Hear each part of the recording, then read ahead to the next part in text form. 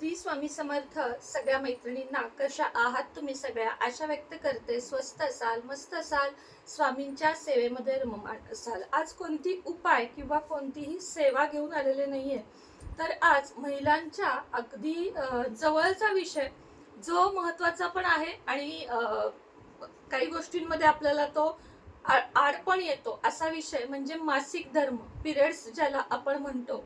त्या दिवसांमध्ये बऱ्याच स्त्रियांना प्रश्न पडतात की आमच्या सेवेमध्ये खंड पडतो, किंवा तुम्ही 21 दिवसीय उपाय सेवा सांगता तेव्हा आम्हाला खंड पडतो. मग ते 21 दिवसाचे उपाय पूर्ण होतात का?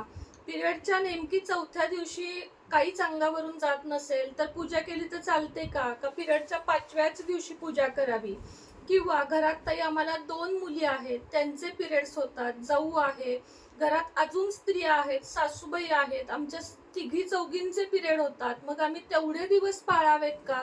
असे अनेक प्रश्न मला अनेक वेळा येत असतात. म्हटलं चला व्हिडिओद्वारेच तुम्हाला त्याची माहिती द्यावी आणि तुम्हालाही कळेल की काय करायचं काय नाही. मी माझ्या अनुभवावरून किंवा जे काही मला माहिती आहे पुस्तकांद्वारे असेल किंवा पारंपरिक असेल त्या अनुषंगानं तुम्हाला हे सांगणार आहे.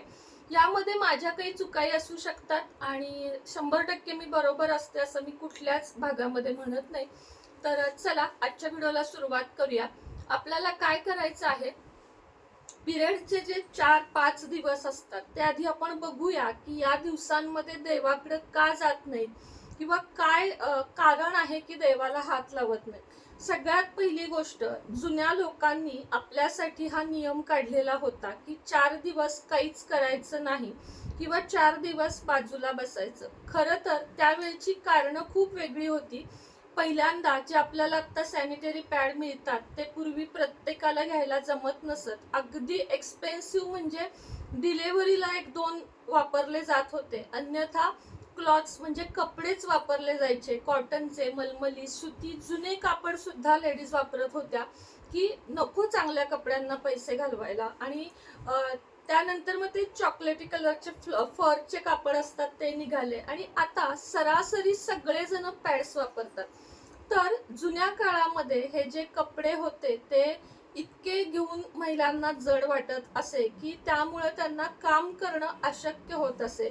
दुसरी गोष्ट म्हणजे जर आपला ब्लड फ्लो जास्त असेल तर कपड्यांवर डाग पडणे किंवा त्यानं दोन्ही पायांना घर्षण होऊन जखमा होणे, हे सुद्धा प्रकार आपल्या आईने, आपल्या काकूने, आपल्या आजीने आणि काही काही अंशी आपण सुद्धा पूर्वी, म्हणजे जेव्हा पॅड खरंच आपल्या आईला परवडत नव्हते तेव्हा आपण हे फेस केलेलं आहे स्वतः. मग त्याला औषध लावणे, वेगवेगळ्या क्रीमा लावणे, हे सगळं होत असे. त्यात त्या महिलेची कंबर दुखत असे.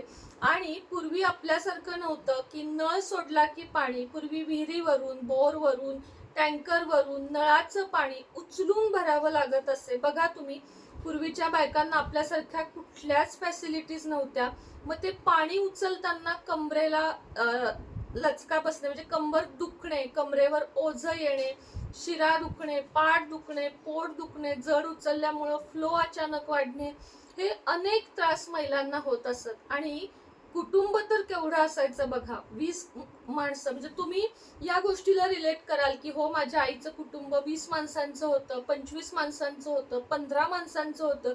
आज आपल्याला 2 पाहुणे जरी आले तरी आपण कदाचित खूप जण चपाती विकत आणतो किंवा बाहेर जेवायला नेतो. हल्लीचे सण बघा तुम्ही, कित्येक उत्सव, डोहाळे जेवण, बारसं, अगदी 13वे सुद्धा हॉल घेऊन लोक करतात. म्हणजे पूर्वीच्या बायकांना हे होतं का? चूल पेटवून मोठाल्या पातेल्यांमध्ये 20-20 माणसांचा सण वार आले गेले सगळ्यांचं बघावं लागत असे. आणि या सगळ्यामध्ये महिलेची त्या 4 दिवसामध्ये खूप हाल होत असत. आणि म्हणून पूर्वीच्या लोकांनी हा नियम काढला की 4 दिवस बाजूला, तिला जेवण बाजूला द्यायचं. हा जरा अतिपणा होता बरं का, की त्या ताटाला हात लावायचा नाही किंवा त्या ताटात पाणी घालायचं, मग ते ताट पण कुणीतरी धुवून घ्यायचं. म्हणजे थोडंसं ते महिलांना ऑफर वाटायचं पूर्वी, की का बरं आपल्याला असं प्रत्येकाला घरात कळायचं की ही महिला बाजूला बसलीये. पण एका दृष्टीनं बघाल तर तिला छान आराम मिळत असे आणि एका दृष्टीने तिला कसं तरी वाटत असं. मग जमाना बदलत गेला, हळूहळू बदल होत गेला. सॅनिटरी पॅड निघाले, महिलांना विविध काही गोष्टी निघाल्या. अगदी त्या 4 दिवसामध्ये घेण्यासाठी औषध टॅबलेट्स असं सगळं पुरवायला लागले घरातली लोक. मग महिला हळूहळू जॉबला जाऊ लागल्या आणि मग हे पिरियड पाळणं हे बंदच होत गेलं. कारण आत्ताच्या गोष्टी शक्य नाही. पूर्वी मोठे मोठे वाडे असायचे, त्यात एक रूम सतत बाळंतिणी किंवा ह्या 4 दिवसातल्या महिला यांच्यासाठी असायचे. आता जर आपण 1 BHK 1 RK 2 BHK अशा रूम मध्ये 5-5 6 जण राहत असू तर हे आता इम्पॉसिबल आहे. आणि त्यामुळं आत्ता आणि तो फरक होता. देवांना हात का लावून देत नसत तर बघा, आपण पाळण्यावर आहे. देवांची जागा म्हणजे घरातलं देवघर हे अत्यंत पवित्र जागा मानली जाते. आणि आपल्याला जेव्हा मासिक धर्म येतो तेव्हा आपल्याला ब्लड फ्लो म्हणजे रक्त वाहत असतं आपलं. आता कुणी ह्याला अशुद्ध म्हणलं की कुणाला राग येतो, कुणाला याला शुद्ध म्हटलं की राग येतो. तर हा एक थोडासा वेगळा विषय म्हणजे वादाचा विषय आहे. की मी पूर्वी हा व्हिडिओ केला होता तर मला बऱ्याच ताई नाराज झाले होते की ह्याला अशुद्ध रक्त म्हणू नका.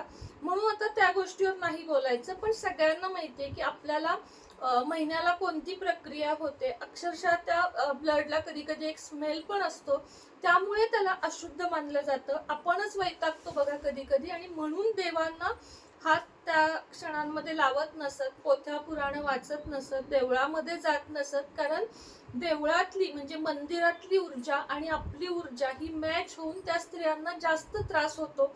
आणि म्हणून हा नियम काढलेला आहे. चला आता मेन विषयाकडे वळूया. थोडस समजून सांगितलं तुम्हाला. आता पिरियडचे 4 दिवस 5 दिवस पाळायचे, किती पाळायचे तर पिरियडचे तसं तर पूर्वीच्या काळामध्ये 7 दिवस मंदिरामध्ये प्रवेश नसे सॉरी. पण आता कसं झालंय, 4 दिवस तरी किमान तुम्ही लक्षात घ्या, 4 दिवस तरी पिरियडचे आपण देवाची पूजा, देवाची सेवा, पोथी हे काहीही करायचं नाही. मात्र हो, मनातून नामस्मरण करण्याला कोणतंही बंधन नाही, कुठलंच बंधन नाही. तुम्ही अखंड श्री स्वामी समर्थ, श्रीराम जय राम जय जय राम, ओम श्री महालक्ष्मी नमः असे कोणतेही जप करू शकता. लांबून देवाला नमस्कार करू शकता, सगळं काही करू शकता. मात्र 4थ्या दिवशी अंगावरून जात नसेल तरीही परमेश्वराला भगवंताला हात लावू नये असं तुम्हाला शास्त्र सांगतं. म्हणजे परंपरा सांगते की 4 दिवस नाही म्हणजे नाही. आणि 5व्या दिवशी पण जर खूप जास्त जात असेल ना, एखादा दुसरा स्पॉट ठीक आहे, पण खूपच जात आहे तर तुम्ही 5व्या दिवशी पण थांबून घ्या, काही हरकत नाहीये. हे 5 दिवस थांबलं म्हणून. आणि मग 5व्या दिवशी पुन्हा एकदा डोक्यावरून स्नान करून 6व्या 7व्या दिवशी निवांत देवाला आपण हात लावायचा. आता मी स्वतः 5 दिवस पाळते. मात्र 5व्या दिवशी जर अगदी गणपतीच बसवायचे आहेत, तुमच्याशिवाय घरात कुणी नाहीये, तर अशा वेळेस तुम्ही डोक्यावरनं स्नान घेऊन गोमूत्र आपण शिंपडून हे सगळे काम करू शकतो. घरात जर कुणीच नाहीये तुमच्याशिवाय पर्यायी तर 5व्या दिवशी करायला हरकत नसते. पण घरात जर कुणी करणार आहे, तर तुम्हाला आहे म्हणून जाऊबाई आहेत तर तुम्ही जावेला करायला लावा, मिस्टरांना करायला लावा, मुलांना करायला लावा. हे आपल्या चांगल्यासाठी की दोष कुठले लागू नयेत म्हणून. आणि म्हणूनच बघा, काही उपवास असतात, ऋषींचे उपवास वगैरे आपण ज्याला म्हणतो ना, तर ते ह्याच्यासाठीच असतात की हे सगळे दोष तेव्हा लागू नयेत म्हणून ते उपवास काही स्त्रिया जुन्या धरत असत, आजही धरतात. तर म्हणून सांगते की 5 दिवस हे पाळायचं खूप होत असेल तर. आणि नसेल होत, 4 दिवसात तुमचं संपत असेल तर नक्कीच 5व्या दिवशी तुम्ही करू शकता. अजून एक प्रश्न मला कायम येतो की घरातल्या तिघी चौघींचा पिरियड एकदम असेल तर काय एकदम म्हणजे डे बाय डे. आता समजा माझा आज झाला, माझा संपतोय तोपर्यंत मुलीचा झाला, मुलीचा संपतोय तोपर्यंत मुलीच्या दुसऱ्या जावेचा झाला, नंदेचा झाला. तर अशा वेळेस काय करावं तर काही नाही, देवघर स्वतंत्र असावं. कितीही छोटे घर असेल तरी आपलं देवघर हे स्वतंत्रच असतं. तिथं ज्या महिलेला काही नाहीये, म्हणजे पुरुष महिला जे कोणी घरातले आहेत जिला पिरियड नाहीये, त्यांनी स्वतः शुचिर्भूत व्हावं, डोक्यावरून अंघोळ करावी आणि देवाची जी हवी ती सेवा करून घ्यावी. कारण जर एका घरात 4 महिला असतील आणि 4 जणींचे 4-4 दिवस 5-5 दिवस म्हटलं तर घरामध्ये 20 दिवस पूजा होणार नाही. आणि हे इम्पॉसिबल आहे, म्हणजे हे चुकीचंच आहे. म्हणून फक्त ज्या 2 स्त्रियांना एक स्त्रीला पिरियड आहे त्यांनी फक्त देवापाशी येऊ नये. बाकी सगळ्यांनी देवाचं सगळं केलं तरीही चालतं, काहीही होत नाही, काहीही हरकत नाही. तुमच्या मनातले हे प्रश्न आहेत म्हणून तुम्हाला मी सांगते. अजून एक प्रश्न मला खूप प्रकर्षानं येतो की पती पत्नी मध्ये जेव्हा पती पत्नी जेव्हा एकत्र येतात रात्री त्याच्या दुसऱ्या दिवशी ताई केस धुतलेच पाहिजेत का, किंवा मांसाहार केल्यावर केस धुतलेच पाहिजेत का, आम्हाला रोज केस धुवावे लागतात, किंवा रोज समजा पती पत्नी एकत्र येत असतील तर रोज केस धुवायचे का? बिलकुलही नाही. याच्या मी पूर्ण विरोधात आहे. जुन्या बायका हे सांगत असत, पण हे काहीही करण्याची गरज नाही. कारण सांगितले गुरुचरित्रासाठी सुद्धा की मन पवित्र असेल तर कधीही आपण गुरुचरित्र वाचू शकतो.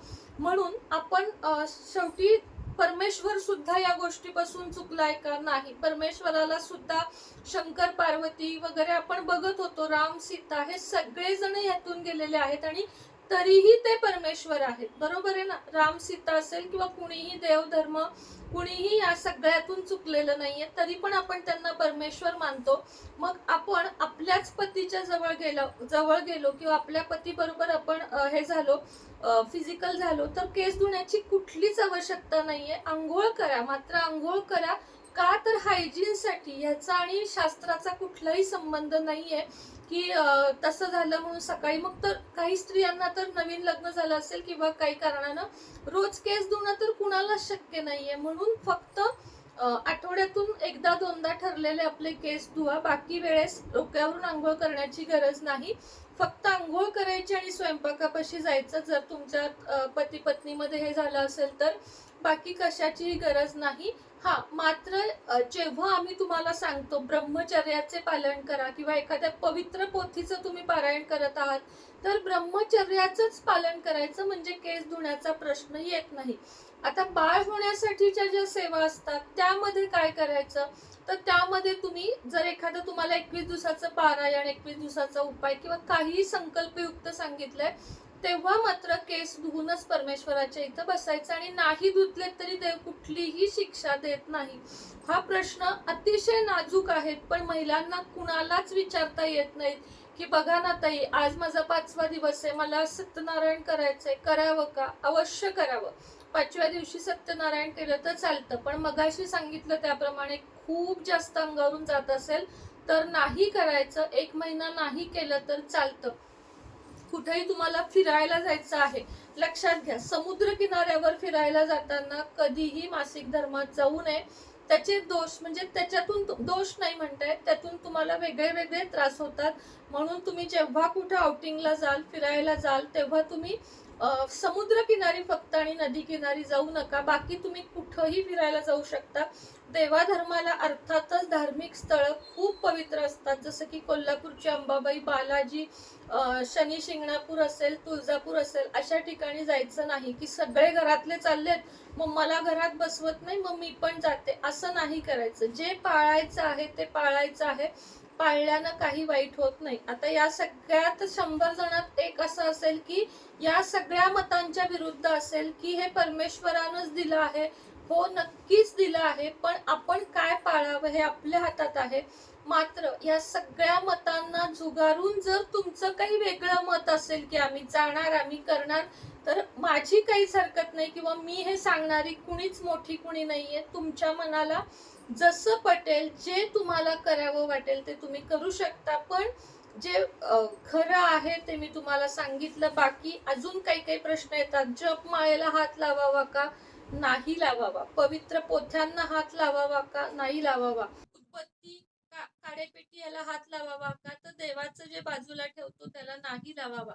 घरातले मसाले, लोणची ह्याला सुद्धा जुन्या बायका, म्हणजे माझी आई आजी हात लावत नसत, त्याला बुरा येत असे. म्हणून वापरातलं वेगळं ठेवावं आणि हे वेगळं ठेवावं.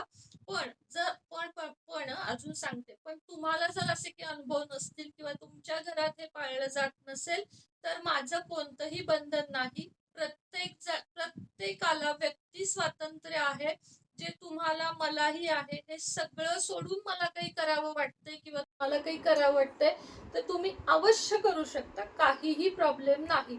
पण जे प्रश्न विचारले जातात त्यासाठी मी हे सांगितलं. त्यातूनही ताईंनो काही चुकलं असेल माझ्याकडून तर मला नक्कीच माफ करा. पण मला जे आवडलं, मला जे पटलं किंवा मी स्वतः जे केलं करते ते मी तुम्हाला सांगितलं. श्री स्वामी समर्थ.